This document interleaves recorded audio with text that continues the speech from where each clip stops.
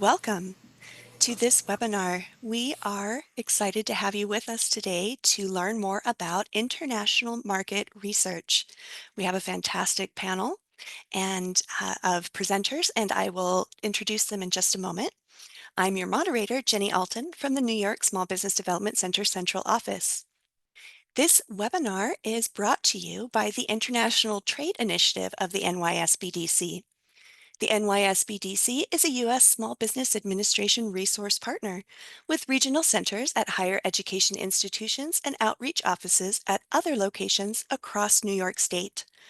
Our free advising, education, research, and advocacy services are made possible by funding from the SBA, New York State, and our host campuses.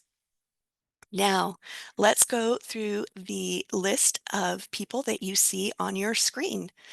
First, we have Dr. Mercedes Sanchez-Moore, who is the director of the NYSBDC International Trade Initiative. We also have Nicholas Thomas, International Trade Specialist with the U.S. Commercial Service, Department of Commerce. Logan Zweifel, Liaison for New York and New Jersey and Export Readiness Specialist with Food Export Northeast. Peter Bengston, International Trade Resources Librarian with the New York Public Library. And Brenda Kilianski, Assistant Library Director at the NYSBDC Research Central. Thank you for being with us today. We appreciate you all so much, panelists. And so you know, we are recording today. We will share links to a PDF copy of slides and the recording in a follow-up email. Plus, there are going to be some bonus items that you'll be receiving as well. And we'll make sure that you get access to all of those in that follow-up email. Attendees are muted and will not be on camera today.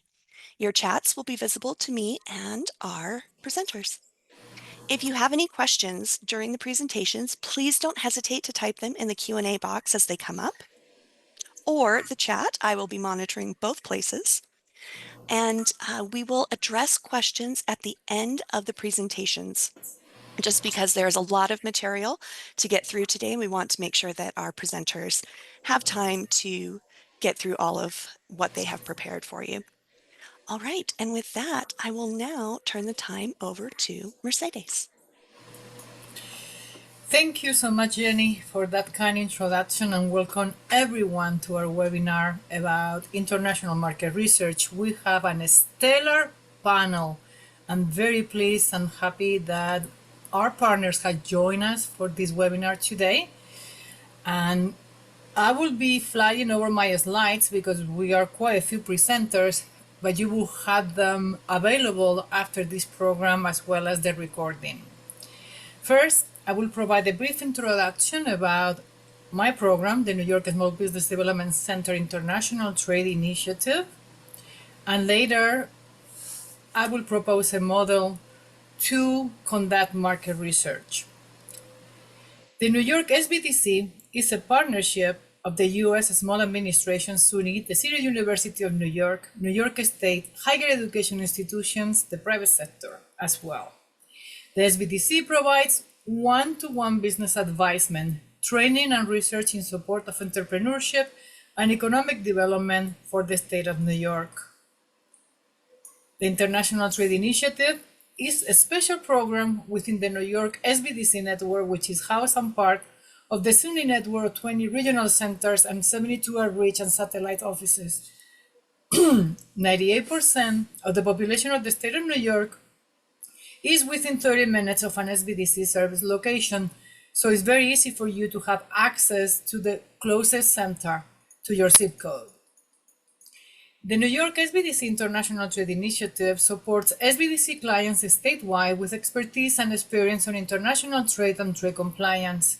We also provide our staff with professional development, increasing trade advising capabilities statewide. All of our services are free, customized, and 100% confidential, and we do help small and medium-sized companies become globally competitive by providing export development mainly. We also provide information and assistance on import operations through one-to-one trade consulting, market research, innovative training, and links to additional export resources provided by our partners, some of them present here: Global New York, the U.S. Commercial Service of the Department of Commerce, the Small Business Administration, Exim Bank, and other public and private organizations such as the New York Public Library and Food Export Northeast.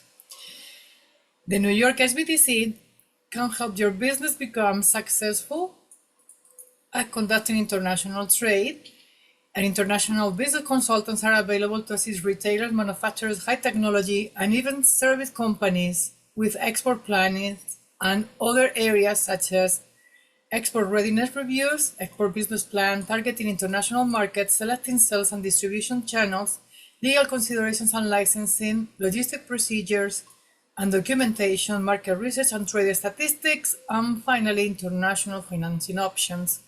And now I'm going to provide an overview about international market research, which is a key piece on any successful export planning.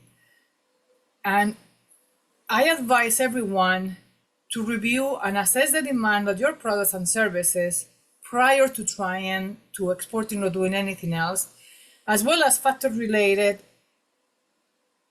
that are happening in the destination that you want to export. We are going to discuss how to gather global market intelligence and find out where you can sell your products or services. There are different methodologies to gather this intelligence, and I am going to propose a model, different steps, but as I said, there are many other models out there. There is an incredible amount of data on the web, so the challenge is to zero in the stuff that is really important and it matters for your company and your project. We have, my agenda is going to be simple. We are going to discuss how to conduct foreign market research, the difference between primary and secondary data, then using trade data for market selection, finally selecting international markets through gathering this data, the proposed steps to perform the market research, and also encourage you to utilize the government resources that are present here, all the resources that are from the potential partners that have trade data. Next slide, please. Primary data involves collecting information directly from the foreign marketplace through interviews, surveys, and other direct contact with representatives and potential buyers. The advantage of primary data is that it's tailored to your company's specific needs and provides answers to targeted questions, very customized. However, this is very time-consuming, it can be very, very expensive, and it might not be as comprehensive as you would like. Next slide, please.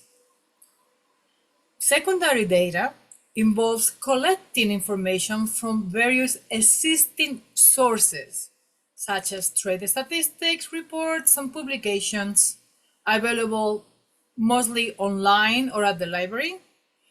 Secondary data is generally less expensive and it helps focus marketing efforts, but it has limitations as well.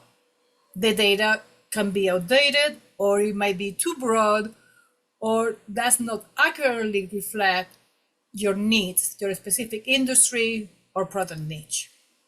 Next slide, please. So, how do you decide to choose between primary or secondary data? It all going to depend on your research goals, resources, and the nature of your research question. Primary data offers tailored, up-to-date insights with great control, but it's time-consuming, as I said before, and very costly. Secondary data, on the other hand, is readily available, is very cost-effective, sometimes very free of charge, and can provide broader context, but it might lack the specificity or the relevance that you are looking for. So to choose the right approach, I will advise you to consider the nature and scope of your research question first, evaluate the availability, reliability, and relevance of the data that you can gather, assess the resources that you can also reach out to, including the time, the budget, and the personnel that will be involved. Think about ethical implications of data collection. And if you consider these factors carefully, you can choose the most appropriate data collection method for your research. Next slide, please. Trade data is a valuable source of secondary market research when selecting foreign markets, and it comprises information on imports, export, tariffs, duties, and trade agreements between countries, among other myriad of issues and things.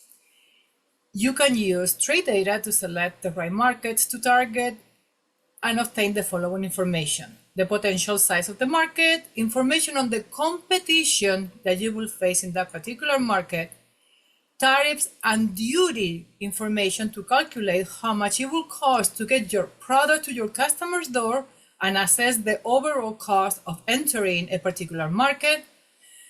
And then trade data can also provide information on market trends. And this is going to indicate if the specific demand is growing or declining for your products.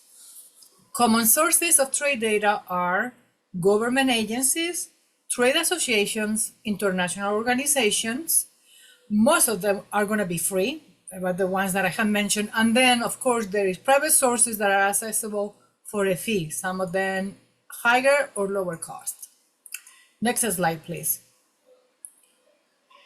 There are many ways to structure your market research plan, as I said before. I am just proposing one way to structure it, and it's an easy, step-by-step, specific to your whatever needs you have. The first, what you need to have the harmonized tariff code, which is, I will explain what is this in the next slide. Once you have your harmonized tariff code, then you can use it to find data on trade patterns and trends. You can also look at market demographics and some special factors that can impact your client's chances for success. Then you can also, and you should consider the risk associated with various countries that you might be interested in.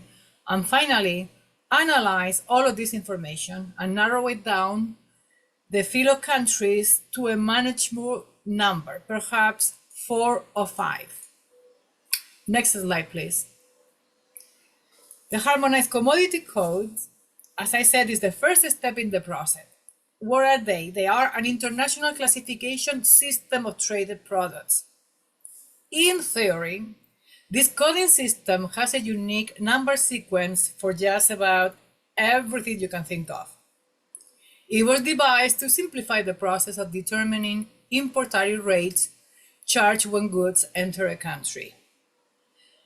Internationally, they are standardized worldwide to the 6th digit. In the United States, we use 10 digits, so only the first 6 are standardized worldwide. HA's codes are key to find import market intelligence, as I said. For exports, they can be called HA's code or Schedule B number. And for imports, it is called Harmonized Tariff Schedule of the United States, HTS-US. Next slide, please.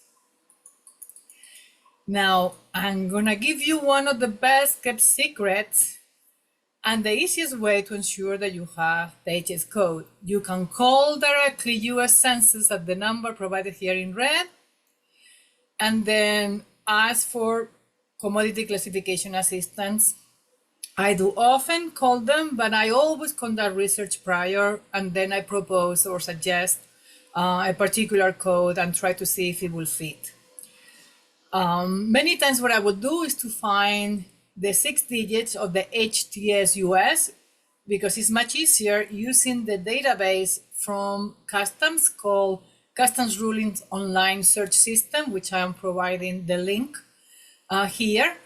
And also, you can always consult your custom broker, freight forwarder, or contact me at the New York International Trade Assistance Center for assistance finding the correct HS code. But again, I will always end up contacting you and Census to make sure it's correct. Next slide, please. This is a screenshot of the Custom Rulings Online Search System that you should actually have a look at it and try to find either by keyword or by the name of your product, etc. Try to find information related of former rulings. Next line, please. Once you have determined the harmonized code, it's fairly easy to establish trade patterns and trends for your products. One of these sources is a government source from the US Census, is the US Trade online site that provides export data. You just have to log in and create a username and password. And Trade Stats Express is from the International Trade Administration. I think that Nick will also talk about this. And it provides information on export and import at the national and state level and allows you to look at bilateral trade between US and other countries. Next slides, please. This slide and the next one are screenshots from the US Trade Online, and the next slide is going to show Trade Stats Spreads website image. Next slide, please. The International Trade Council Trade Map is an amazing tool as well and provides indicators on export performance, international demand, alternative markets, and competitive markets, as well as a directory of importing and exporting companies. The information is presented in the form of tables, graphs, and maps. Trade maps cover 220 countries and territories and 5,300 products through the harmonized code. It provides also monthly, quarterly, and yearly trade flows and the most aggregate level of the tariff to the tariff line level. For example, the cost of this service is $900 a year. It is free for European users until 2028, and also for developing countries, but in the US it costs $900. Next slide, please. Here is the ITC Trade Map website image and also the link to that. Next slide, please. Now we're going to discuss about demographics. Demographic information is available all over the web, but one of the best sites, and I really recommend that you spend some time looking at this, is the CIS World Fact Group. It has a ton of databases, and they provide information about an array of topics, including economics, demographic information, cultural information by country, environmental, etc. It has a tool that is also very useful. Please check the guide to country comparisons. For example, if you select GDP data per capita, it will provide a list of countries by the average wealth of their population. If you are looking to know, for example, you are looking for consumers that are wealthier, this will be a very, very good tool for you to do so. Because it's a key factor in determining if they are going to be able to afford your product. Next slide, please. This is the CIA website, the World Fact Book that I was mentioning. Next slide, please. Sometimes your research question might be answered by obtaining information from a different product that is related. For example, auto part sales volume are going to depend on the number of cars that are being sold. And a very good website to search for data regarding that information is nationmaster.com, and is free of charge. Also, Wikipedia is an excellent source of information, and trade associations of particular industries also might be very helpful finding information about that.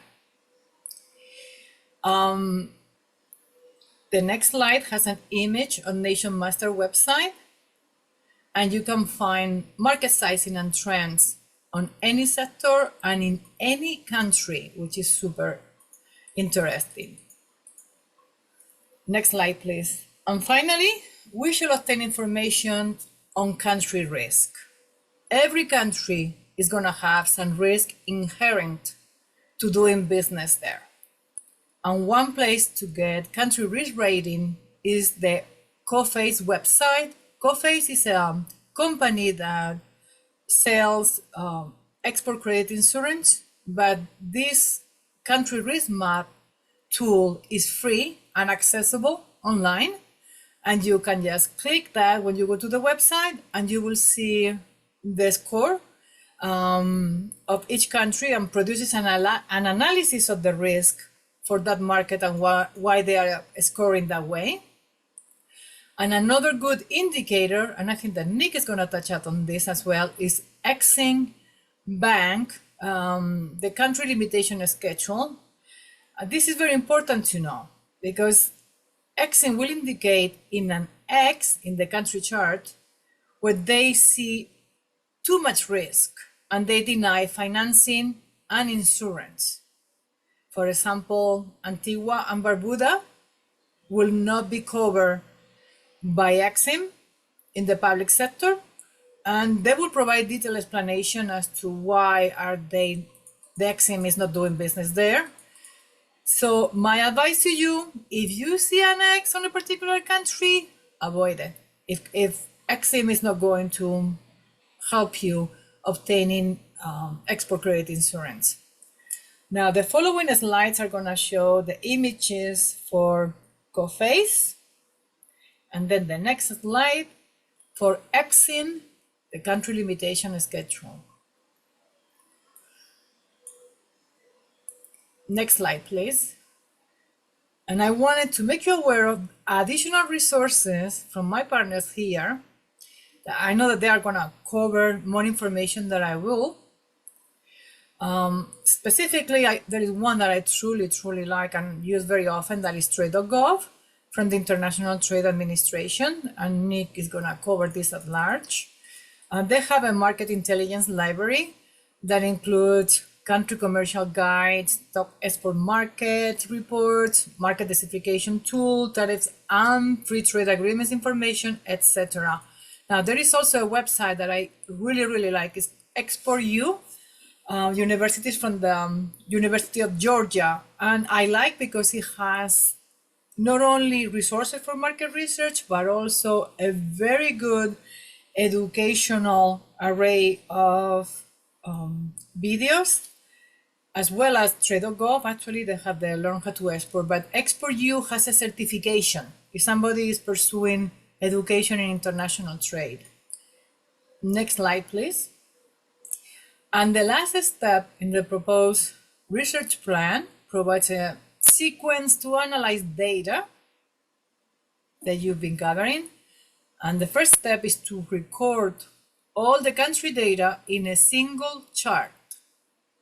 Next, to examine the chart for any obvious trends or opportunities. Like, for example, you might look for markets that receive the most US export. That is an indication that there is demand. Or that have the highest growth rate, which means that consumers have more money. Or have a certain industry present that you are interested or is related to your product. And finally, you should eliminate those markets which appear unpromising or are too risky to do business. And this concludes my presentation. And here is my contact information, and I invite everybody to contact me if you have any additional questions or would like to obtain a session for counseling and tell me about your project. Thank you so much.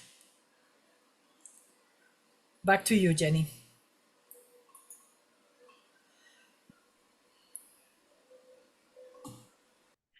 Okay, we will move on to our next presenter, Nicholas Thomas, International Trade Specialist with the U.S. Commercial Service, Department of Commerce.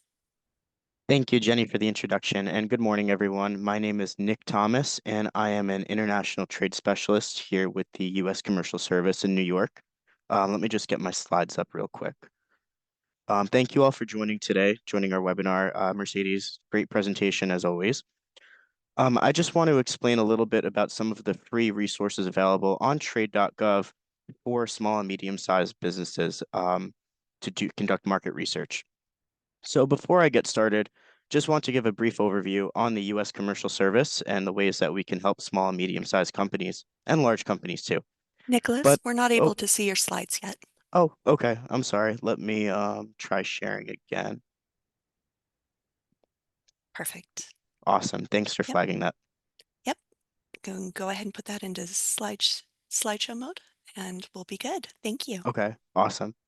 So just a little bit about the U.S. Commercial Service before I get started. So as you could see from this chart here, the world's population is projected to grow by billions in the next couple of decades. Most of the population growth is going to be centered around a few key markets, all listed here, which makes exporting an even more critical, part of your business than it is now in the next couple of decades. It's really the best way to future-proof your business. So how will you access these markets? Here's where the U.S. Commercial Service comes in. We have offices in over 120 foreign locations and all around the U.S., ranging from New York to Missouri to California and everywhere in between. Our mission is to help create U.S. jobs, grow U.S. exports, and protect U.S. national economic security. There are four main pillars in which we work. I'll list them right here: export counseling, market intelligence, business matchmaking, and commercial diplomacy. Export counseling is our bread and butter of what we do. Essentially, we help guide you through this every step of the export process, from creating an international sales plan to navigating international regulations in foreign markets to understanding tariffs and custom duties in foreign markets as well. Market intelligence is what I'm going to be touching upon in this presentation, so I'll skip this for now. Business matchmaking is another core component to our services here. We have what's called a gold key service and an international partner search, which are essentially where we connect you with pre-screened potential partners in different markets. We set up meetings for you and walk you through those meetings as well. And it's a really great program, and we see a lot of success with this. And then finally, if you're facing a trade barrier in a foreign market, we can help resolve that with our commercial diplomacy and advocacy services. So now that that's out of the way, I just want to give another brief, step-by-step overview to conducting market research. So this is the way that I typically like to work with my clients. As Mercedes said, there are a lot of different models to conduct market research. This is the one that has worked for me. So just want to share it briefly before getting into the resources. So the way I like to start is obtaining trade statistics for a vast majority of countries. This is simple through using some of the trade.gov resources or even customs info online databases, which I'll get into later. But you want to type in your HS code and see some of the trade statistics for specific markets that you're looking into.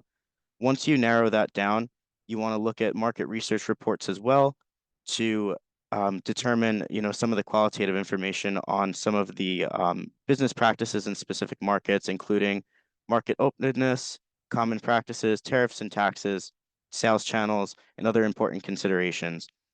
Once you analyze some of this data, I like to filter it down into five or so fast-growing markets for your products. It's always good to analyze trends over the past couple of years, usually 3 to 5 years. I usually go back to 2021, right after the pandemic, just to see what the market has looked like in the past couple of years, to see if demand for your products has grown or shrank or, either or.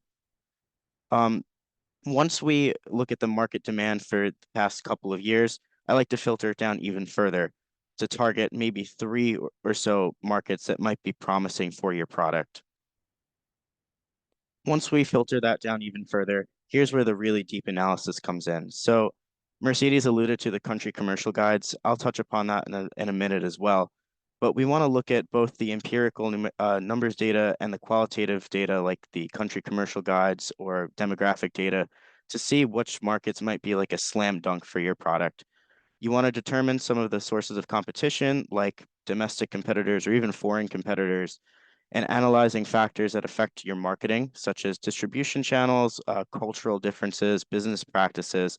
Doing business in the Middle East can be very different than doing business in Latin America. It's always good to identify foreign barriers as well, both tariff barriers and non-tariff regulations for the products that you're importing into a specific market. And always good to be compliant with not even good, always necessary to be compliant with US export controls. And then finally, it's good to be aware of some of the incentives to do exporting, such as the New York State STEP grant here in New York, or even foreign incentives to promote exporting of your product and service. Now, once you've narrowed down your top maybe 3 selections, we're going to use some services to test the demand in those markets. So this can be through the SBDC, Global New York, or the U.S. Commercial Service programs that I was mentioning earlier, such as the International Partner Search or the Gold Key. And the good thing about testing demand is, let's say your product succeeds in a specific market that you identified, that's great. You could start selling there. If it doesn't succeed in a certain market that you did research on, that's also great because it lets you focus your resources on other markets as well instead of the market that you tried. So I'm going to get into some of the trade.gov resources. I have hyperlinks here. I'm happy to go in and play around with them if the audience would like. But one that I want to highlight first, and this is a really cool one that we offer and that I use all the time, is our e-commerce solutions center at trade.gov. So we have a center on trade.gov that really lets you analyze your website and determine if your website is really up to par with international demand. And we can provide recommendations for you on how to optimize your website for international business.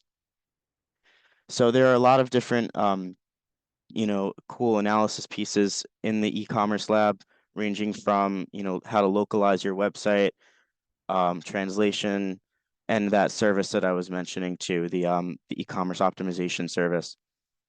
Another key thing that I always like to mention to the companies I work with is to sign up for the U.S. Commercial Service newsletter. So on the bottom of every page, there is a Get Industry Updates tab. So if you sign up for this, you can get updates for different industries. So let's say you're a manufacturer of automotive products. We have a specific automotive industry webpage and a specific automotive industry newsletter that comes out about once a month, where you can sign up for this and receive updates on market trends for the industry and upcoming commercial service programs for the industry as well. So I recommend to sign up for these, especially in the sectors that are, applicable to what you manufacture or what service you provide. And they're really great to just be aware of U.S. commercial service opportunities that are arising. Next up, we have the Research Center, the Visual Data Center, the Top Markets Dashboard, and the Market Diversification Tool. The Market Diversification Tool is one of my favorite tools here on trade.gov, and I will go into it briefly. If that works for the audience, I could do a quick little example on how to use this. Go ahead. Awesome, thank you. So the Market Diversification Tool is a really neat concept in the sense that it lets you type in your HS code in some of the markets you already export to if you're We an still see your exporter. slides, Nicholas. Oh, okay. I'm sorry. No worries. Let me see. Here we go. Oops, sorry about that. Okay, now we can see it. Awesome, thanks. So market diversification tool, it's a really neat tool and I use it all the time when I'm counseling companies. So essentially we have a tool here at the commercial service on trade.gov that lets you type in your HS code in some of the markets that you're already exporting to if you are an exporter, or if you're a new exporter, that's okay too. And it'll spit out some results that tell you which markets might be a good fit logically based on the markets that you're already exporting to or, are planning on exporting to.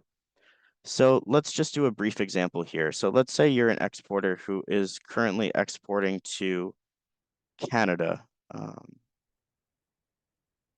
it wants to load.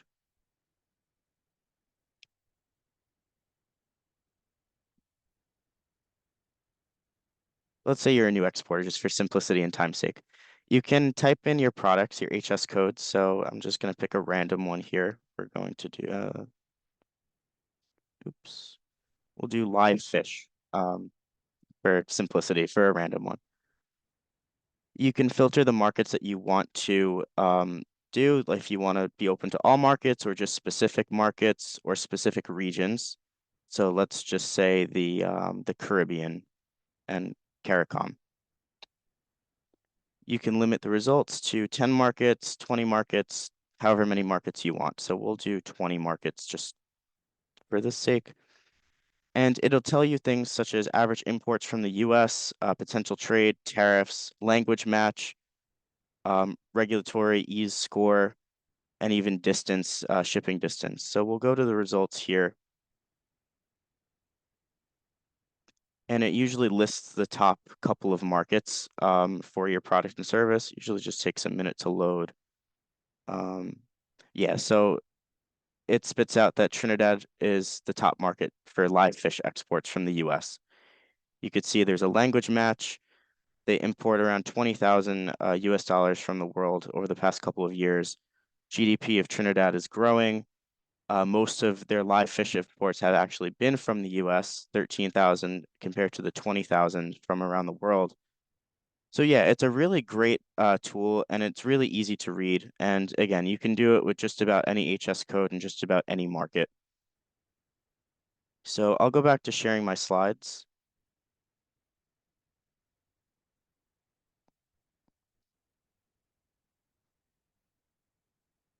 So that was a market diversification tool. We have the visual data center as well, which is great. I'm a visual learner. I'm not sure about the rest of the audience, but the visual data center is really great because it really visualizes some of the trends in specific industries like the automotive industry or the aerospace industry and et cetera. We also have our country commercial guides, which Mercedes was alluding to. This is another resource that I use all the time, and I highly recommend bookmarking it to your Google page or your Bing page. This gives a lot of qualitative information on specific markets, how to do business in a market, some of the regulatory challenges, some of the best opportunities in a market, business practices, you name it. It really has a wealth of information, and I learn something new every time I open one of these up. Um, I always use these to consult clients on specific markets, especially when it comes to regulatory challenges, because they're really great and they're updated usually once a year too. So they're always fresh with the newest information. Trade data and analysis. We have a trade data and analysis center as well, which has Trade Stats Express, which Mercedes was alluding to, which I'll explain a little bit more in a later slide, as well as the ITA exporter database. And I do want to make a little plug, not that it's a research tool necessarily, but aligns with the exporter database. The Rural Export Center here at ITA is a great resource, especially for rural companies. They provide, and I believe my colleague Bryce typed in the chat too. So nice to see you, Bryce.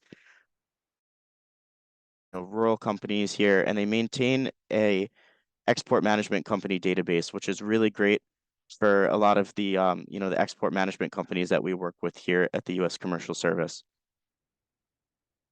So here are some other helpful free resources. A lot of these Mercedes alluded to earlier, so I'll be quick on these. But USA Trade Online is a really great resource, and I have a slide on this coming up, as well as Trade Stats Express and the CIA World Fact Book for demographic information. USDA gain report, especially for agricultural products, and I'll let my colleague Logan explain a little bit more about that in a later presentation. And signing up for Google Alerts is really great too, just to receive some more information on current trends and news going on in the international trade world. So here's a slide on USA Trade Online. I will just talk a little bit about this. You do need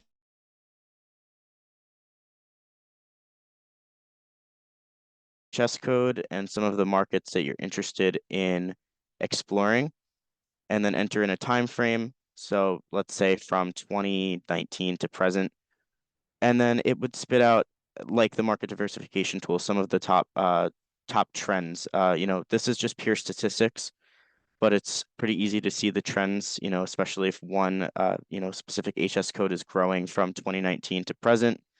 And something really cool about USA Trade Online that I personally love is that you can filter exports through specific ports. So if you wanted to see what was coming out of the Port of New York or the Port of Houston, you could filter exports through that, which is really neat and really helpful to see what's being moved from New York and what's being moved from Houston, Richmond, etc. Trade Stats Express is another really great tool that we offer. The only caveat with Trade Stats Express is it's limited to the first four HS code digits. So I prefer USA Trade Online because you could get more specific with it. But Trade Stats Express is really easy to use. And again, like I said earlier, I'm a visual learner. I think it's really easy to read with the map too. The colors of which countries are, you know, good to export to and which countries you should stay away from based on your HS code and demand over the past couple of years if you choose to include demand in market trends in your demand analysis. CAA World Factbook is a great resource for demographic tools, especially population, GDP, which translates to purchasing power, and age. So it's a really great tool to just understand your market, especially in the early stages of market research. And then finally, customs info is great to see the tariffs and duties that your items might be subject to when you are exporting it to another market. So for example, this specific HS code has a 10% tariff when imported into India. So that's my presentation. My contact info is listed here. Please feel free to take it down and feel free to reach out at any time. And I'm happy to stay on for questions at the end of the presentation. Thank you so much, Nicholas. And now we will have a presentation from Logan Zweifel, Liaison for New York and New Jersey and Export Readiness Specialist with Food Export Northeast. Thank you, Jenny. I'll get my screen shared here so we can get started. All right, is my presentation all good to go? It's not in the slide share mode yet. Okay, it might just take one Now second it here. is. It looks like I'm Perfect. slightly behind. So thank you so much for having me on here to talk about food export and the international market research resources that we have here. As mentioned, my name is Logan Zweifel. I'm a liaison and export readiness specialist with Food Export USA Northeast. I always like to start these presentations with just overviewing more detail about who food export is and what we do. So of course, starting with our mission statement here at Food Export Midwest and Food Export Northeast, our mission is to empower small and medium-sized businesses in our regions to sell their food and agricultural products internationally. So we are specific to food, beverage, and agricultural products. We'll dive into the product categories at a later slide here. But our main mission focuses on three main areas: simplifying success, enriching exchange, and realizing resources that are available to you. So just a little bit more about food export to understand the structure of how we operate. We are a private nonprofit international trade organization. Our members are actually the state departments of agriculture, so not necessarily the suppliers we work with, but the departments of agriculture. And we work with small and medium-sized companies in the Midwest and Northeast regions. Our focus is on products that are in the value-added consumer-oriented space. And the members, those Department of Agricultures, they promote services to help the companies within their state. So we're tied in very closely with the New York State Department of Ag and Markets, as well as other resources like the SBDC here. So we are governed by a board of directors that consists of different secretaries, directors, or commissioners of agriculture for each of our member states. This is an overview of all four state regional trade groups here. You can see Food Export Midwest is in the blue, covering 13 states. Food Export Northeast is in the red, covering 10 states. So together with our strategic partnership between the Midwest and Northeast, we cover 23 states and pool our resources together in order to offer greater resources for the companies that we work with. Diving into some of the product categories that we cover here, you can see it's a very wide range in the value-added consumer-oriented base. Anything from snack food to seafood to even wood products. Anything that is 50% or more made with U.S. ingredients. So 50% or more of your product needs to come from U.S. grown ingredients in order to qualify for these programs. There are many ways that we help. Three main pillars that we focus on are exporter education, market entry, and market promotion. Under the exporter education side, We cover a wide range of topics and resources to help you understand the basics of exporting so that you can get off to a great start and understand more of what's going to be required of you and your company in the export process. Then we flow into market entry, where we'll be focusing on today with the market research resources available. But under market entry, our main objective is to connect you to foreign buyers in a one-on-one setting so that you can have good business lead opportunities. And then that third piece of market promotion is our cost share funding program known as the branded program. This is a 50% reimbursement program that helps you gain a greater footprint in other markets through international marketing reimbursement. I always like to highlight the in-market representation that we have here too. So on the next two slides, we'll go into an overview of the countries that we cover and the resources we have available. Here you can see we cover roughly 20 different markets, and we've added on Africa as well as India in here as well. I think I might have accidentally left India out, but that is a market that we cover now in 2025. And just to give you a visualization of every partner that we have across the globe here is a nice little interactive map. So you can see here we have quite a footprint outside of the United States, and we're starting to grow our representation too as more opportunities come across to food export.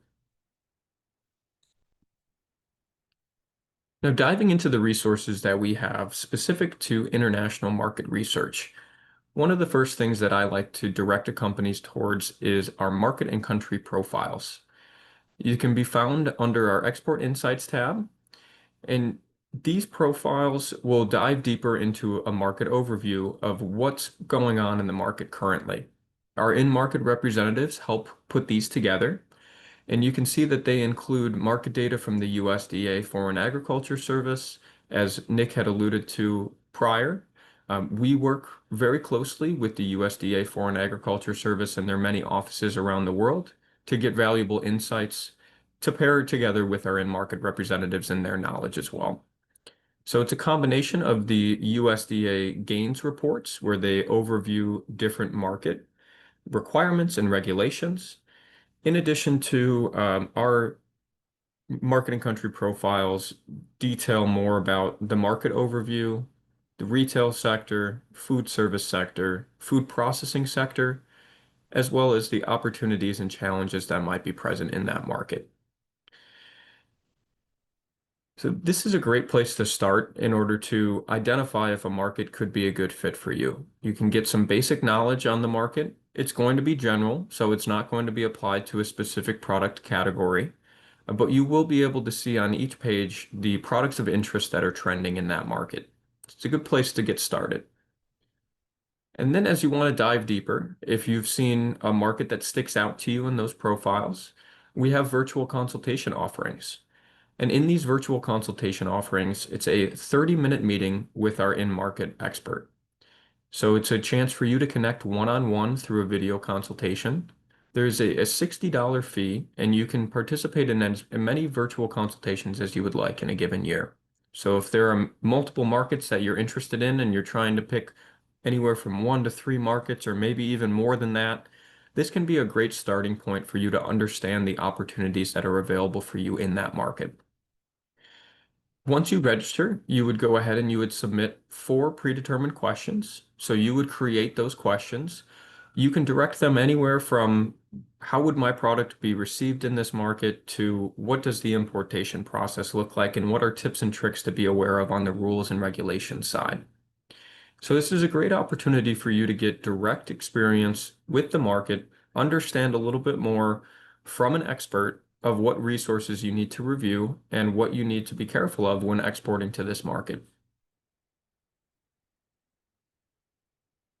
The next thing that generally leads to is a market scan. A market scan is more of our custom in-depth market research for you and your specific product in that market. So this report generally can be anywhere from 25 to 75 pages worth of information coming directly from our in-market representative, utilizing their resources that they have in their country to give you deeper insights. So in this case, a report would include quite a bit. I'll start off with the store check and distribution analysis. This offers different brand names, packages, sizing, regular retail prices of these types of products so that you can understand more of what's currently out there in the market right now. In addition to this, you can do competitive product shopping in this report, where it'll be firsthand information and samples of similar competing products that are in the market. So this is a great way for you to understand if there is a lot of competition and if it's a very heavily consolidated market, or if it's going to be a very good opportunity for you to be one of the first movers in this product category. Next, we flow into the opportunity analysis. So the import opportunity analysis details the import regulations and the restrictions that might be tied to your specific product in that market. As previously mentioned, each international market comes with a varying set of rules and regulations that are customized to those market standards. It's going to be very different from what the United States offers, so it's good to be aware of what the regulation side brings and what some of the restrictions you may be facing are. Along with this, you'll get distributor referrals. So our in-market representative will actually tap their network and they will say, hey, we've got this product here. What do you think about it? Can you give me feedback on packaging size, the labeling, the taste, the appearance, price, and just the general marketability for that product in the market?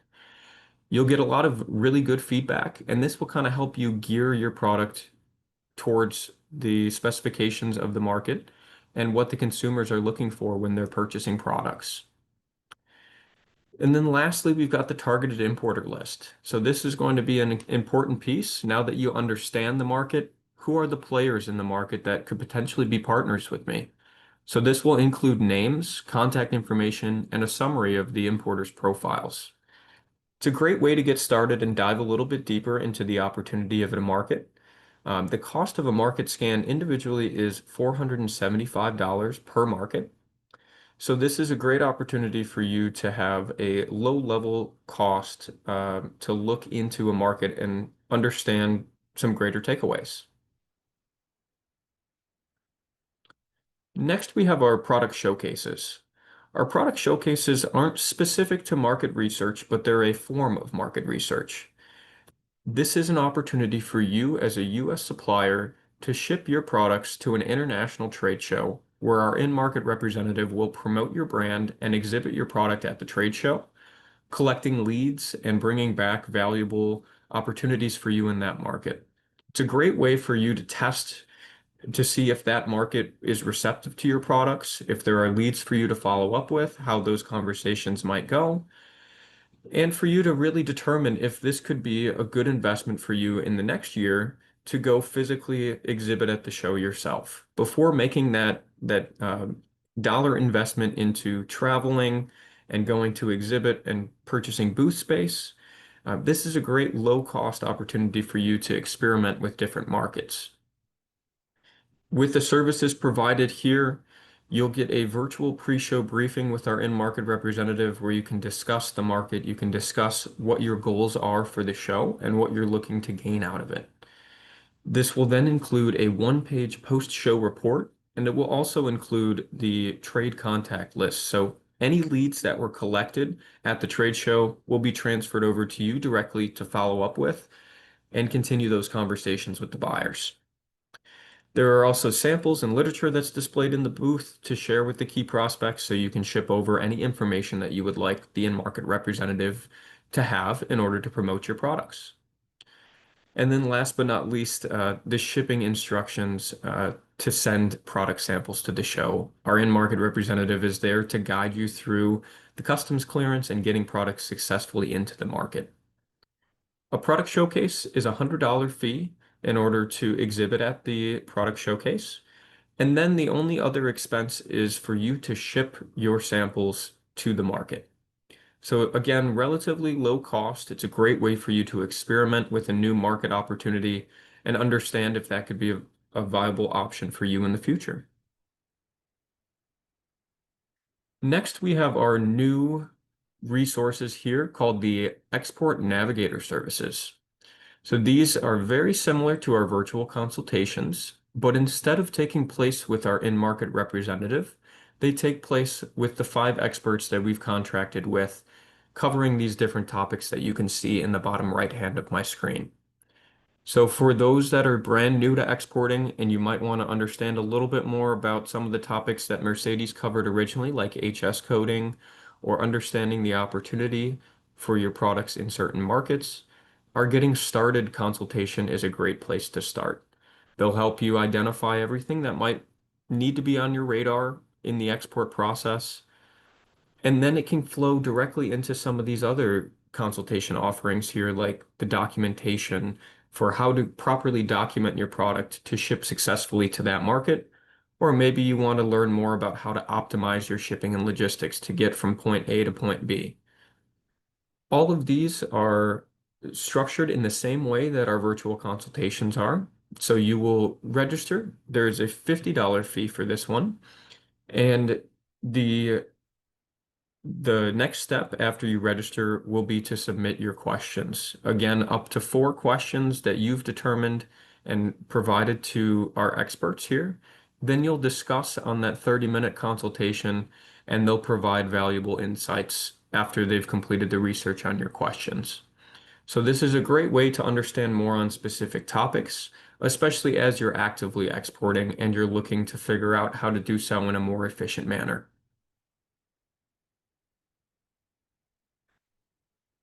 And then next here, we have some of our education services that can be geared towards market research as well. So we have webinars and export essential online modules. In our webinars, we oftentimes bring in third-party speakers, or we have our educational coordinator, Dennis Lynch, provide great information on market-specific topics. So this could either be market-specific topics relating to opportunities in Africa and India or the EU, trends that we might be seeing, or changes to the regulations that we might be seeing. But it also covers different topics related to exporting, like how to get an export price quotation or how to optimize shipping and logistics. We have a lot of different topics here that are good for you to understand as you get ready to export successfully. We have live webinars roughly every month. And if you're not able to attend our webinars, we also record it just like this one here today. So we have 70 plus recorded webinars that cover different topics and different markets and related research that our experts have done to present to you. In the Export Essential online modules, these are 11 evergreen on-demand learning modules. They take about 15 minutes per module. So in total, roughly 3 hours to complete the modules, and you follow a mock food company through the different stages of the export process. So anything from assessing the opportunities to taking advantage of market research opportunities. Module 3 is going to be the one that's specific to international market research. So that's a great one to start off. But of course, I'm biased and I like to say that they're all worthwhile information for you to have on your radar. Both webinars and Export Essential online modules are free, so there are no cost to participants. All you need to do is have a free food export account. And last but not least here, we do have an export roadmap too. So this can detail the different steps and the different resources that are available to you at each step of the export process. If you'd like to hop on a call with one of our 6 liaisons, you can start with a consultation. And then we'll highlight some of the exporter education resources that are available, and we can tailor them to your company needs. So if there's something that you want to look into further, we can help provide the resources that are available on those topics. Under our next step here of preparing and planning, it's getting you ready to meet with buyers. So anything like the market scan, the product showcases, anything that you need to do to feel fully prepared to have meaningful conversations with buyers in order to move towards that goal of making a successful export sale can be found here under step 3. In step 4, you meet the buyers. So there are many different environments for us to meet buyers, and we haven't focused on the different market entry resources today outside of market research, but there are quite a bit of opportunities that we have. And then, of course, under our last step here, it's doing the in-market promotion program, so the branded program, to get reimbursed for any of your efforts here. So all of this can be found under our Export Insights tab, and you can see there that the marketing country profiles live under that tab as well. So that is all from me today. Again, please feel free to contact me at all at any time. You've got my email and phone number, and I'm happy to help get you started here in the world of food exporting. Thank you so much, Logan, and feel free to drop that same information into the chat if people want to copy and paste. Next up, Absolutely. we have Peter Bengston, International Trade Resources Librarian with the New York Public Library. Let's see. Okay. Yes, good afternoon. It is now noon, so I can say good afternoon. My name is, Jenny's introduced me already. I'm a reference librarian at the New York Public Library Business Center. I'm here to talk specifically about the Thomas Joseph Business Center, which is the dedicated business center within the New York Public Library. This is our web address. And all you need to remember is nypl.org/business. We are in Midtown Manhattan on the corner of 5th Avenue and 40th Street. We're diagonally across the intersection from the main old research library with the lions in front. The Thomas Joseph Business Center is open to everybody in the world. You do not have to have a New York Public Library card to use our resources. Since the onset of COVID, we've been offering online half-hour consultations using Google Meet, and you can schedule them with start times between 12 noon and 4:30 p.m. And we do that Monday through Friday, and it's been a very successful program doing these online consultations. We've met with people not only in the New York area, but in California, France, and the United Kingdom. The Business Center, while we're not a primary data resource, where we subscribe to quite a large number of quality proprietary databases. I'm going to be showing you some examples of some of the databases, but I can't show you everything today. I did send to Jenny some of the handouts, which I believe she's going to be sending out to all the registrants of all of the databases that are relevant to the Business Center. So our Business Center databases can be characterized as directory databases. So for domestic markets, for foreign markets, industry market research reports, company financial information. We do have like S&P Capital IQ, Bloomberg terminals, and the like.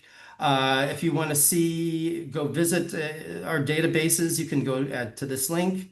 The majority of our databases most of our business databases are available on site only, but quite a number of NYPL databases are accessible outside the library with your NYPL card number and PIN. Incidentally, if you live anywhere in New York State, you qualify for a New York Public Library card.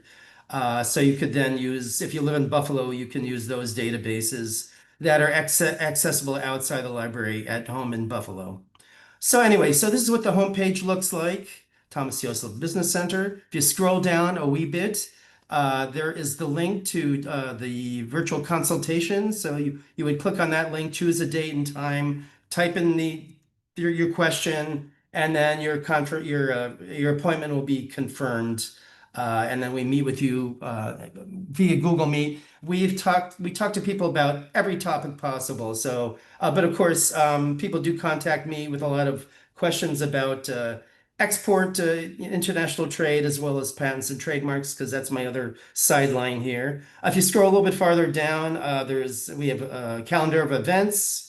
So I on a regular basis, I give a class called Getting Started in Export-Import Research.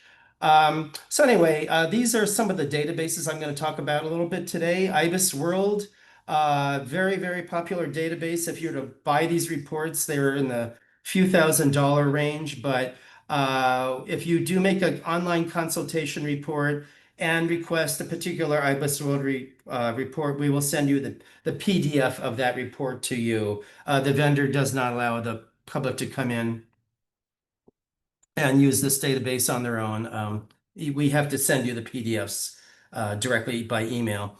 We have the BMI Country Risk Report database, which is produced by the Fitch Rating Service, and they're known for their quarterly country risk and industry sector reports. We also have Emerging Markets, which is a terrific database for all kinds of consumer market and industry reports. Panjiva, also a very, very popular database in our collection. This is particularly good if you want to see who's importing or exporting particular products. I mean, not all countries of the world report in Panjiva, but the United States certainly does. So all imports and exports leaving the United States, but this is by maritime shipping, so that no land border crossings, no truck or air or train shipments are recorded in Panjiva, just ocean freight. And then in emerging markets also, there's something called the company screener if you're looking for various types of companies in developing market economies, such as like Vietnam or Brazil. Anyway, so if you want to view what databases we have, you can go to this link. You can filter by, down farther on that page, you can filter by business, and then you can further filter by at home with your library card. But as I say, the majority of our business databases are only accessible in the business center, which is on the 5th floor of our building on 5th Avenue. And then of course you can search, the names of the databases directly, such as emerging markets, and then you get the link down below. I should update this. I did this. This is a slide presentation I did a few months ago. Generally, a database that has a little blue house icon to the right means it's accessible at home with your library card and pen. We just were contacted by emerging markets only last week saying that they are discontinuing home access to this database. So if you want this database, you have to come into the business center. But once again, you can always make a virtual consultation appointment, and we send any report as attachments in email. Okay, so you don't need to come into the library. Okay, so starting off with Panjiva, this is a real world example. I used to work very closely with the director of the Export Assistance Center in Harlem named Peter Tierney. A couple of years ago, he told me he had a customer that, manufactures semiconductors and wanted to see if there were any customers in Mexico. So I ran a report in Panjiva of which companies in Mexico were importing semiconductors. I sent this list to Peter Tierney, who then passed it on to his customer, and this customer subsequently made a sale, sold his semiconductors to one of the contacts in Mexico that were on the list that I provided to the Export Assistance Center.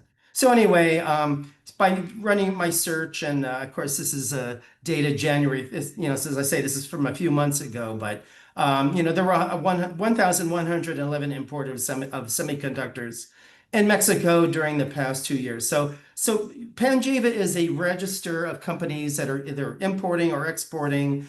As I say, most of the reporting countries tend to be like the United States, Mexico, Latin American countries, East Asian and Southeast Asian countries. So as long as the transaction involves one of those countries, there'll be data. For example, one of the consultations that I mentioned, the person we helped in France, she wanted to find out if certain French cosmetic companies were importing their palm oil from sustainable palm oil producers in Indonesia. Indonesia was one of the reporting countries in Panjiva, so I was able to provide that report to this person in France who was tracking where palm oil was coming from in Indonesia for these French cosmetics companies.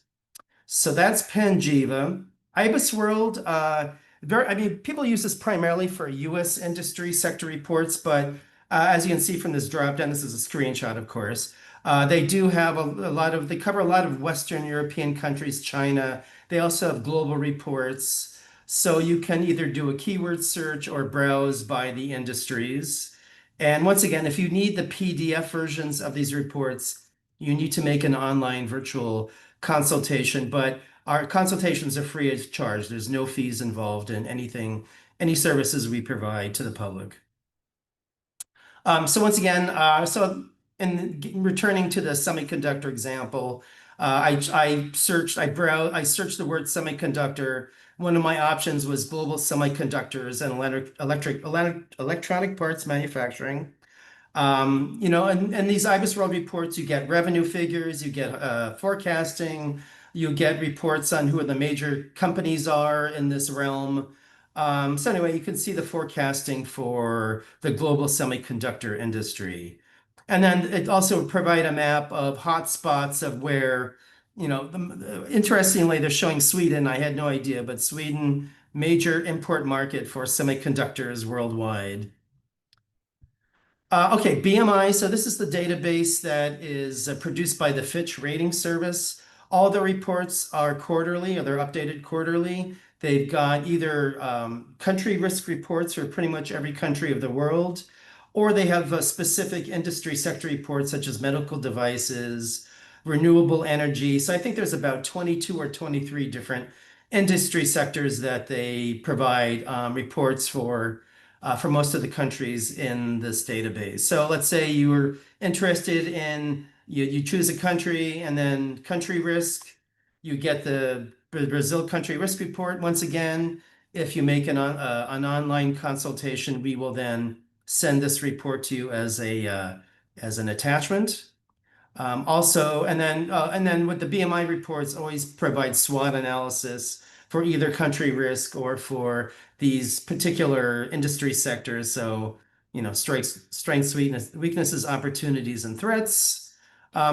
Similarly, if you were interested in the medical devices sector in South Korea, you could do this also in this database. Well, once again, this is a quarterly updated report, and these reports tend to be in the 50, 60, 70 page range in length. They're not short reports, they're very detailed. And that's what the cover looks like. And with your, some projected medical device revenue in South Korea. With the attendant SWOT analyses as well. Also, which is nice, this is something I learned recently. You can also do comparison tables for different countries. So I chose the renewables sector, and then I ranked this by operational risk within the renewable sector. So China pops up to the top of the list as being the least risky, followed by Germany, Taiwan. And you can see, but anyway, this is a screenshot. I would love to scroll farther down in the list, but I can't. But anyway, so you can compare countries in certain sectors as well. Okay, the emerging markets, this is a database that kind of aggregates reports from various sources. It's great for all kinds of things. I just decided to choose packaged food, and then I limited it to Southeast Asia. So you get things like processed meat, seafood alternatives to meat in Indonesia, seafood, ready-to-eat market in Singapore, another Indonesia report. So this is what the cover looks like of there was something called the ASEAN Food and Beverage Sector Report, 2024 to 2025. Lots of revenue figures, top companies in that sector in those countries. I also decided to include the cover from the ready-to-eat market in Singapore. And this is just a screenshot from within that report of the market, our overview of the ready-to-eat market, food market in Singapore, with forecasting through 2029. Oh, okay. Well, I went faster than I thought it was going. So as I say, I mean, I wanted to be this short and sweet so people don't get bored.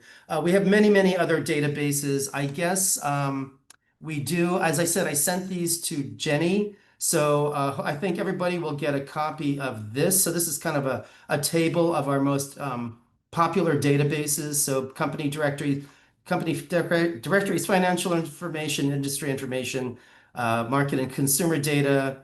If it has a little blue house icon, that means you can get it at home with your New York Public Library card.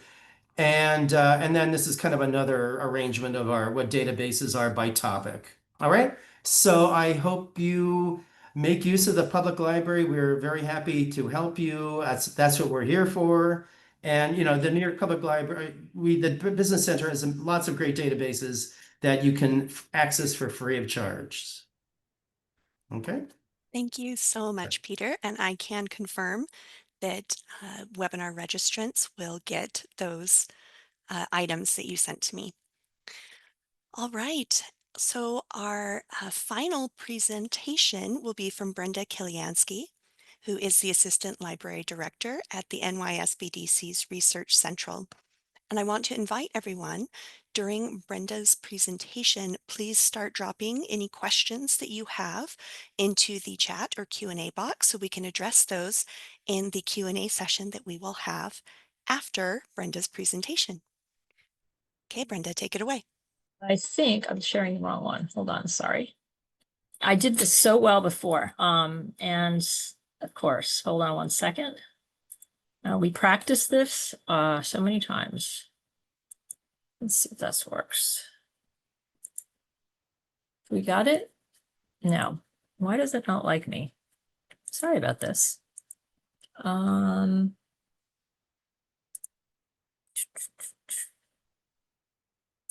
we go.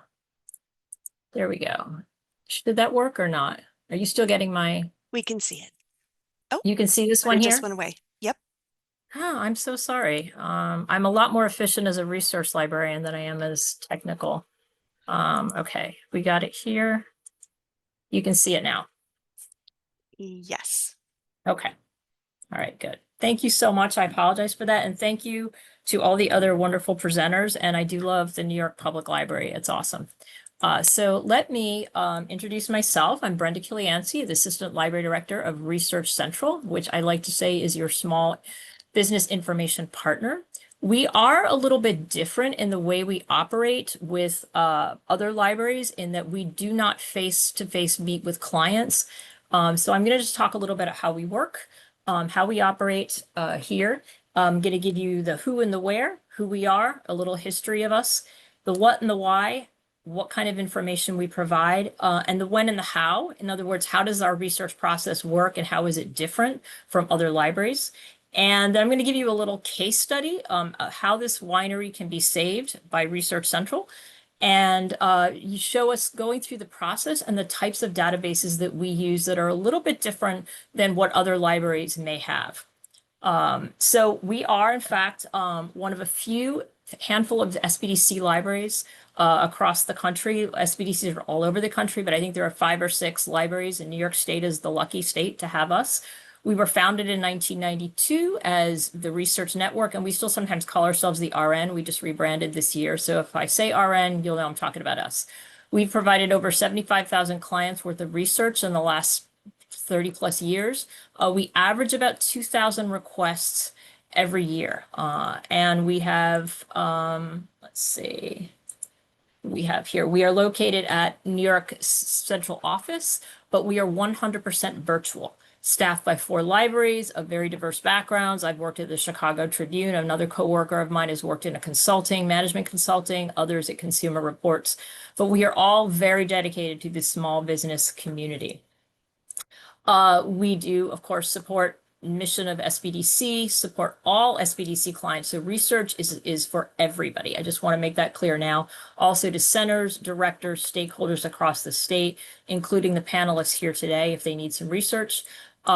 We identify local competitors, ring studies, academic trade journal information. We pull sample business plans. And of course, we do gather international trade data.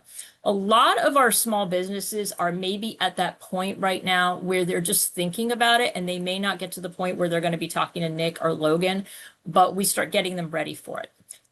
These are the types of resources available, but I want to, in the scope of time, want to just talk about some of the databases. We do have a lot of overlap with the New York Public Library, but not IBIS World. But the ones that you see bold here, BizMiner, Crunchbase, Fundica, ProfitSets, and Vertical IQ, these are the ones that I'm going to focus on because they are rarely in the libraries that you would go to, whether public or academic. And I want to share those as well. And I want to go through the process, first of all. How do you access us? Mostly how it works is this. You are either going to reach out to a business advisor in one of our 20 regional centers, or you meet with Mercedes. And I know Mercedes has drawn some clients to us directly here. You meet with them, you discuss them what the problem is, what solutions you're looking for, and that client will then have a profile put together in our system. The SBDC advisor or trade director, in this case, Mercedes, will create the case. They submit the research to us at Research Central. Research Central gets the request. We complete the research, and then we submit it back to the advisor. We usually try to do the turnaround time in 3 to 5 business days. If it's a urgent request, we'll put it to the top and make sure. So for example, if you have you're meeting with the loan officer, we're going to try to get that first. If you're applying for a grant and the deadline is the next week, we're going to make sure you get that information. If it's a short request, like I just need a business plan, we'll get it to you probably within the day. Sometimes though, in the example I'm going to use, you're going to be able to see why it might take a little bit longer to craft that request and craft the results for you as well. But this is usually how it works. Very rarely do I meet a client. I actually just met one for the first time in like 7 months, and that's usually because the advisor wants information. They can't figure out how to actually formulate the question. So having me speak with a client, I'll have a better sense of what their information needs are. So in this case, I'm going to talk about a client request scenario. And of course, for privacy's sake, this is not an actual client. This is one that I made up. I'm a fiction writer in my other life. So of course, that means I'm going to just create the story. So the client I have here is Susan Whitewine, who's owned a small winery on the North Fork of Long Island for 5 years. She currently employs 5 people, and her revenue last year was just under $500,000. Her address is in Southold, New York, the zip code 11971, and that's actually important for a reason I'll show you later. She just met with an advisor at Stony Brook who has submitted the following research request. And in this case, the client, Susan Whitewine, wants to grow her business and look for funding opportunities to expand the winery and hire more employees. She's trying to find ways to tap into the tourism industry on the North Fork. She wants to know more about how she could possibly export her wine. Susan has heard through the grapevine, pardon the pun, that Canada is the #1 market for U.S. wines, but she's also heard that there are emerging markets in Asia, Vietnam in particular. She needs additional help with social media marketing best practices. She would like to know a little more about our competitors within Suffolk County as well. Overall, she feels her business should be more successful after 5 years than it currently is. Any information that could help would be greatly appreciated. This is a typical request that we get. I call it the everything but the kitchen sink request. So that's a lot to pack in. But I think one of the things that we're really good at Research Central is being able to triage and assess quickly. We see a lot of these questions all the time, so we kind of know what's necessary, what's required, and how we can turn this request back over to the advisor. So in this case, when I looked at it, I created it, I knew right away that this client probably, I saw her profile. She's a new client, has never come to us before. She's probably never even seen an industry report for her industry from wineries. And so she probably also does not belong to her professional industry associations. And I know why, because she doesn't know about marketing for best practices, which we'll talk about a little bit more.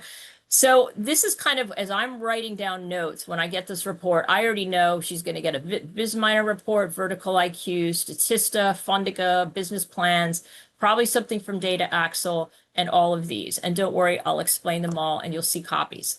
The ones I've asterisked here are also, I know, available at New York Public Library. As far as I know, they all still are.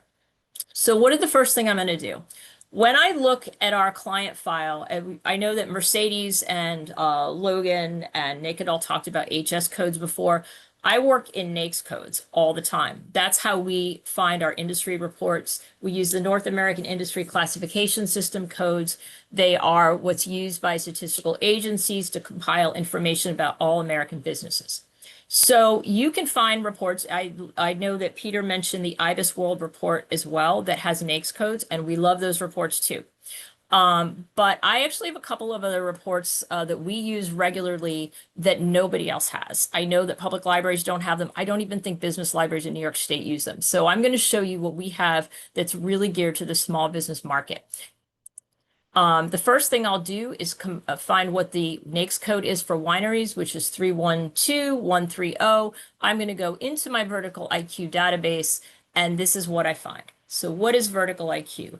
Vertical IQ is an industry report. It's really actually more used by salespeople, but it is an incredibly comprehensive report. And as of yesterday, they just made a huge announcement. The Vertical IQ now has reports for every single NAICS code in American industry. They've just added like 600 new reports.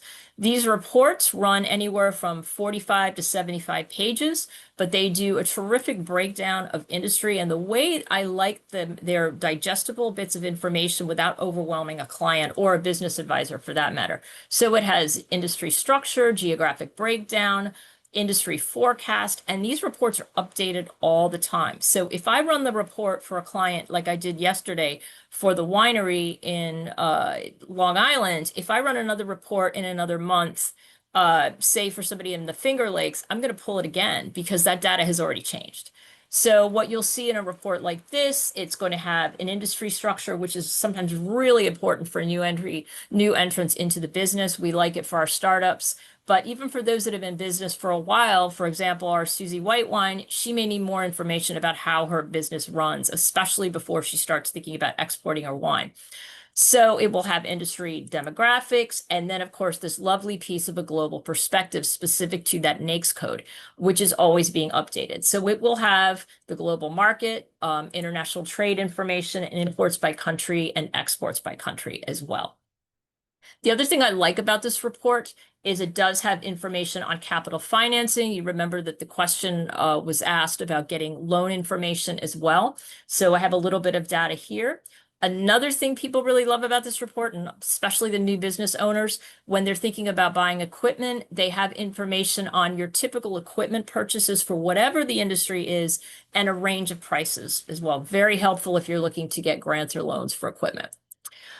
The other thing it will have is related links to other profiles similar. So maybe perhaps not only is Susie White Wine looking to export her wines to Canada or Vietnam, she's also thinking about what's the liquor store business like, and I need to know what that industry is. So we can pull those as well. Also important are the web links to the industry trade journals and industry professional associations. But again, I just want to point out, this is really at the national level. It's not going to be at the local level or state level. So another report I might pull up is BizMiner. Again, another report that probably will not exist in public libraries, but this one I can do a little bit more granular in terms of the location. I actually want to look at the market profile for Long Island. And in this case here, I did it with Suffolk County. And I pulled out information that involves the competitors locally, the market volume for some of the other wineries. And it will even give me a heat map. So this is the North Fork, which I was speaking of before, where this winery is. And I can tell you with this report that Susie White Wine's winery is not doing so well because the average, I think, annual revenue for a winery up there is about $4 million. So she's definitely under the mark. So let's figure out how we can help her get better. So I mentioned earlier about professional associations, and this actually does tie in with international trade quite a bit. So I wrote this, the best advice you'll get all day, that's from me. You guys you gave great advice, all my other co-panelists. But I really do want to emphasize this idea, and my coworkers, if any of them are on, are going to be like, oh God, she's going to talk about this again, about not reinventing the wheel. But when I saw that question or wrote that question about Susie White Wine, what I saw was somebody who was simply not engaged in her professional industry association. And she really needs to be up on our game in her business. Why do you want to join? Networking, professional development opportunities, industry trends and best practices, discounts on goods and services, insurance, you name it, state and federal representation, international trade expertise. Now, I knew when I wrote this scenario that for wineries, there was somebody local that she really needs to know. I kind of look at this image, by the way, as this is the gap between our business advisors and research, but this gap here is going to be filled by your membership in an industry professional association. So, for example, the New York Wine and Grape Foundation, which is outstanding for not only providing marketing tools for their members, and they are very granular in their marketing, and they target the wineries in Long Island versus the wineries in the Finger Lakes, very different markets. And they also work with tourism. They also have a very, very in-depth export program. And this is something that if she were already a member, she would have already known. So one of the things we try to do is in our research is try to connect those organizations locally that are going to help our clients succeed. And with that, I will also give you information on some of the tourist information. She wanted tourism information. She's clearly not on the wine trail. So I'm going to connect her with the Long Island wine country. But we know that if we want our clients to succeed as exporters, they've got to also succeed first at the local level and at the state level. So we're trying to get her ready to do just that. But then what I will say is when I normally get a request from an advisor, they may just say she's interested in export opportunities. And maybe we haven't talked about the country yet where she wants to export. I kind of jumped the gun on this so I could show you a little bit more. But when I know earlier, Mercedes and a few of the other panelists mentioned the CIA World Factbook, which I love. Statista is another resource that we like. Oops, I want to go back one. So one of the things, if I know that this client wants to export to Canada, I want to give them a background on it. I can give them a country report. Statista is a great source too, because they're actually based in Germany. So they already have a more international focus. In fact, sometimes I think that their reports for international is better than what they have for the US, but they're all really wonderful. So we can give a full report. And the nice thing about Statista that people like, it's all very visual, lots of graphs and charts.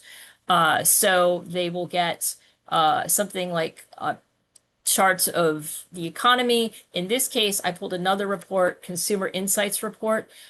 We were talking earlier about primary versus secondary sources. This is actually a primary report because they actually conducted the survey here.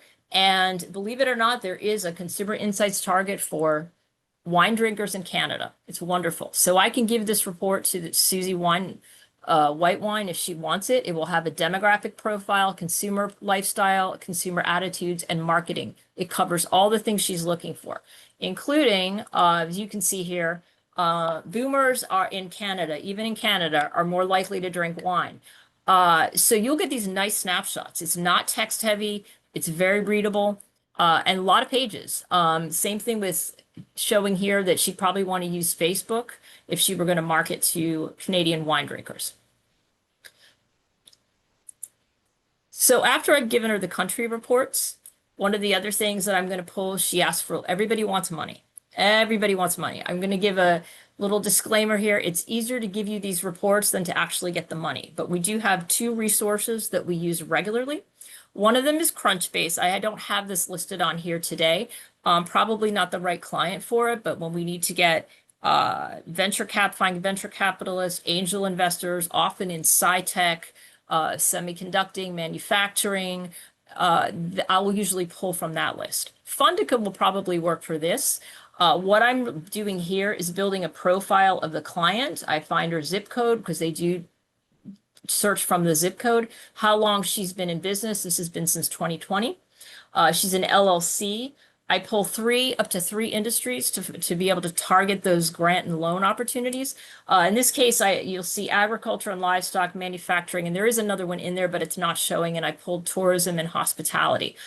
She's got up to 5 employees and she's making up to 500,000. So I pull this report. I also add secondary filters. We know she's the owner as a woman, business owner. I add that.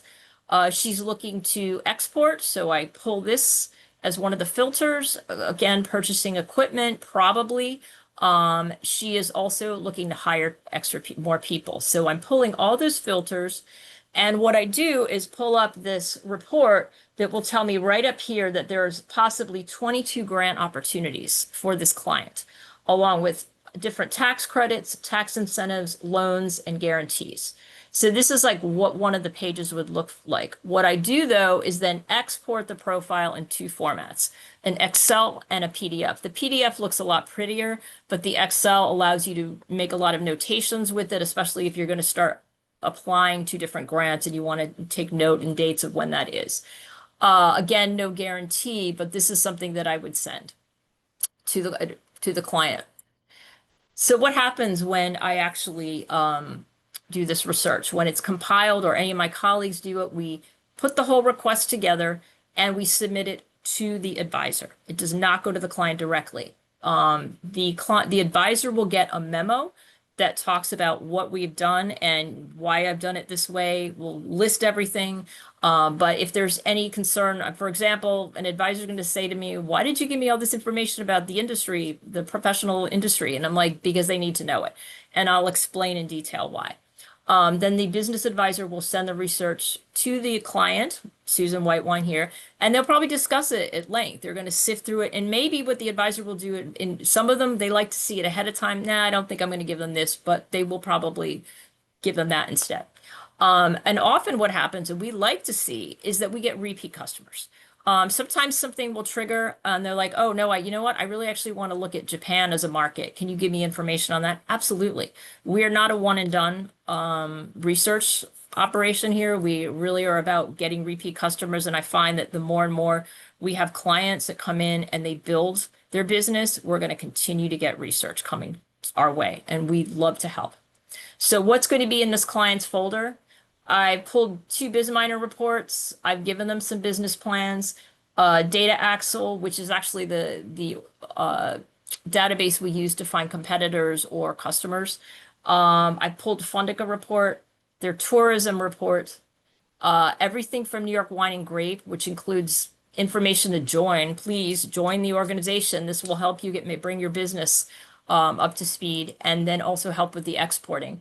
And give them the country reports and Vertical IQ. And I do want to say with Vertical IQ, besides their industry reports, they have a local economy report. So you can find the local economy report at both the county level and the metropolitan statistical area.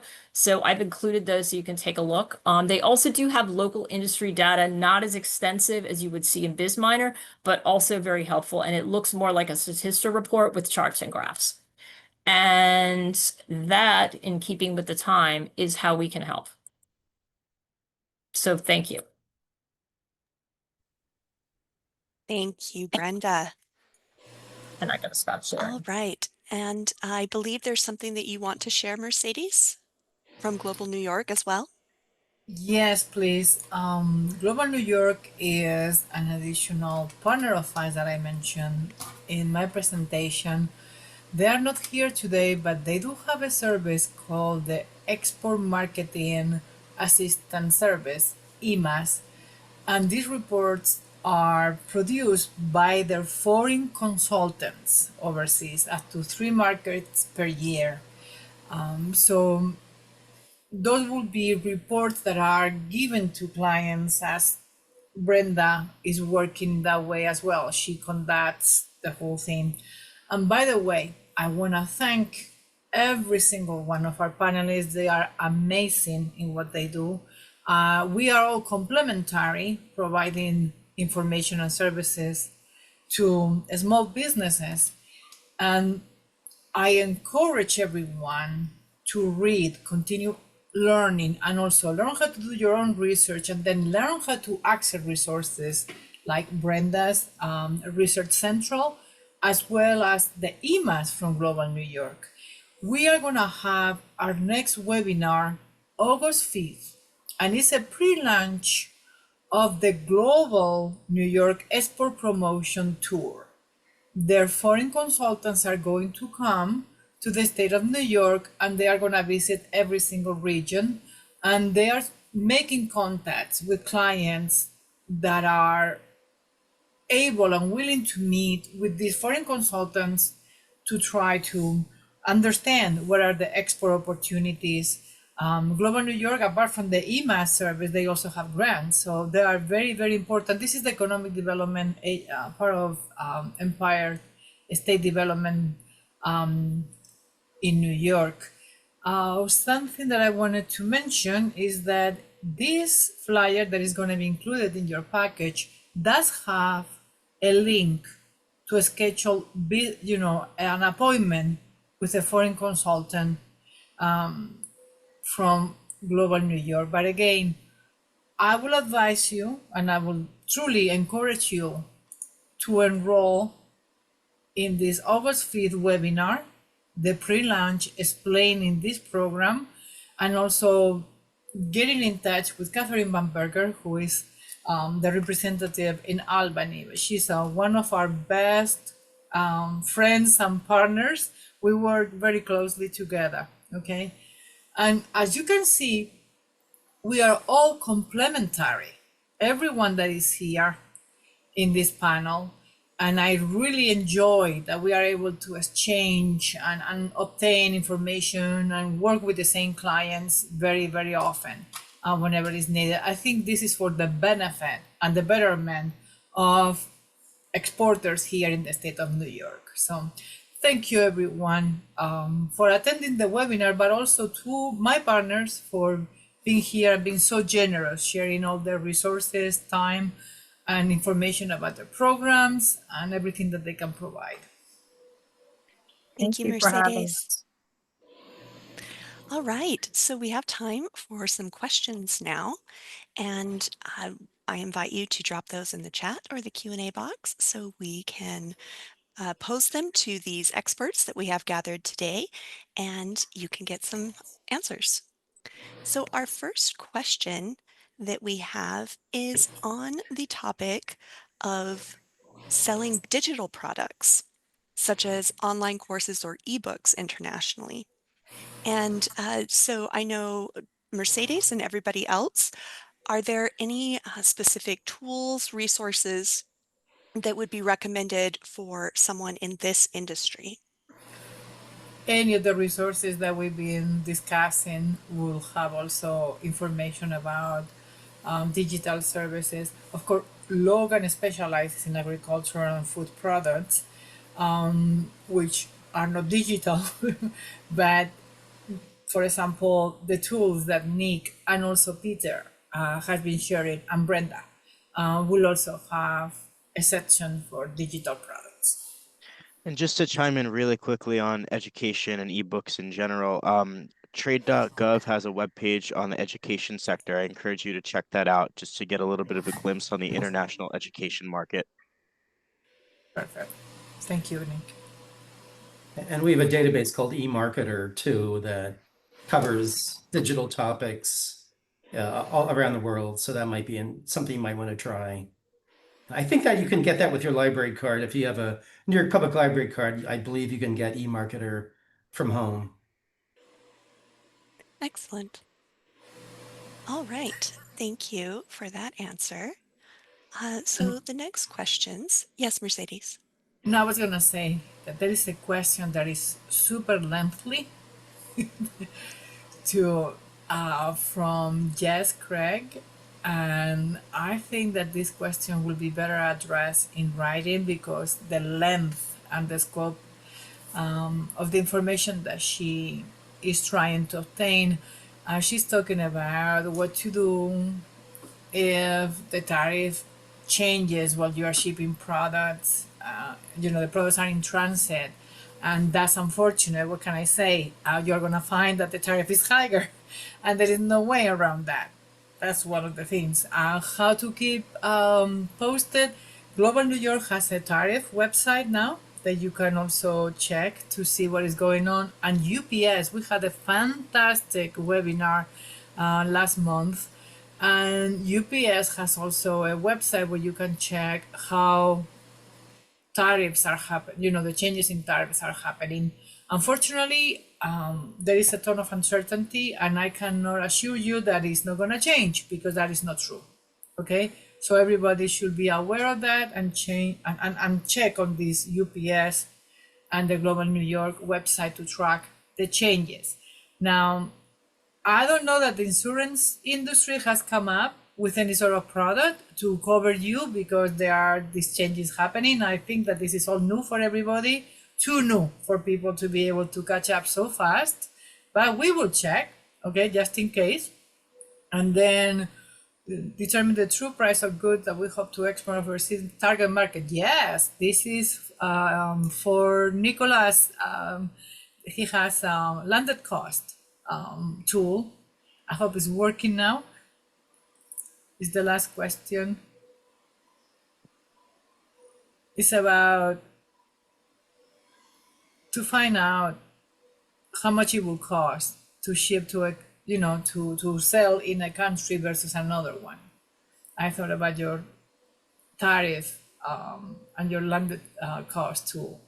Yeah, on customsinfo.gov, you should be able to find out some information about landed costs. Well, in terms of tracking costs of shipping, I would recommend working with a freight forwarder on that one because they're the ones that will be, 9 times out of 10 shipping your product for you, and they could probably, find out exactly what the cost is to ship to X market or Y market.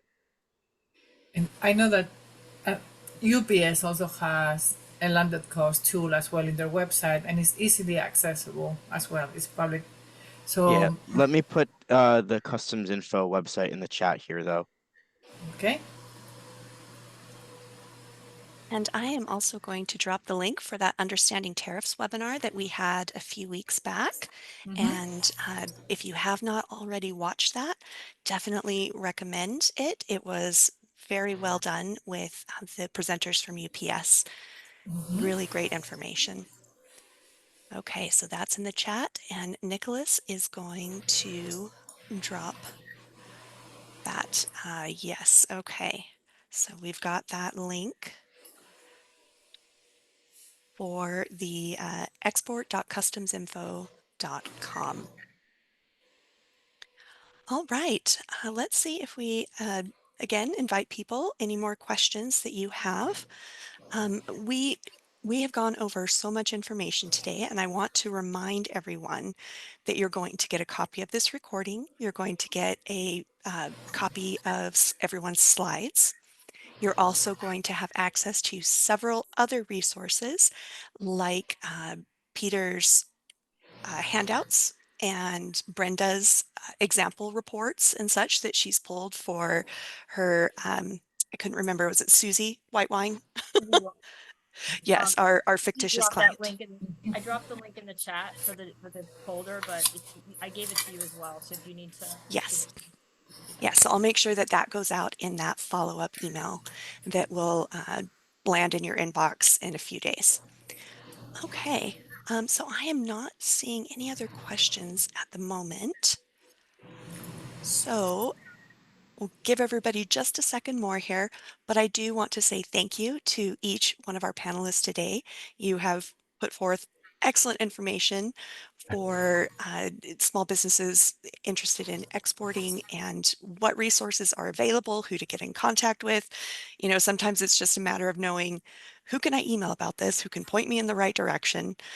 So you have the people in front of you today, and you'll have their contact information if you have not snagged it out of the chat already. You'll have their contact information in their presentations as well, so that, if something comes up later on, you'll be able to refer to that and then get in touch with people. And so thank you so much for being with us today. You will, as we shut down, see a survey on your screen, and we invite you, if you have a couple of minutes, to give us some feedback on how you thought things went today, other things with which we can help you here at the NYSBDC. We always appreciate hearing from our webinar attendees. Okay, I don't Thank see you very much. any more questions. So yeah, final comments from everybody. Just I love information, and some people have not got used to or accustomed to do searches, to read. But if you're going to be in business and you want to be successful, the more information you have, the better for you. So my advice is, please read, seek the information that you need, okay? And be proactive in gathering. And contact us. We can help you. Absolutely. Anyone else would like to give any final comments to our attendees today? Make use of your library. We're here for your information needs. I mean, it's hard for me because we cover we primarily cover domestic business. I mean, import, export is kind of like a small fraction of what we cover. So I'm more used to the kind of domestic business questions, but we do have a lot of users for the international trade databases in our collection. So make use of it. It's free. All right, and just remember, so much of what you've seen today is free. Like Peter said, it's free. You just need to reach out and get access to these resources. And then other ones that have been mentioned have been low cost. So free and low cost, and can give you a lot of insight for your business and how you can continue to grow it. All right. Well, with that, we will say have a lovely rest of your day, everyone, and you can look for that follow-up email landing in your inboxes in a few days. Thank you. Okay. Bye-bye, Bye-bye. everyone.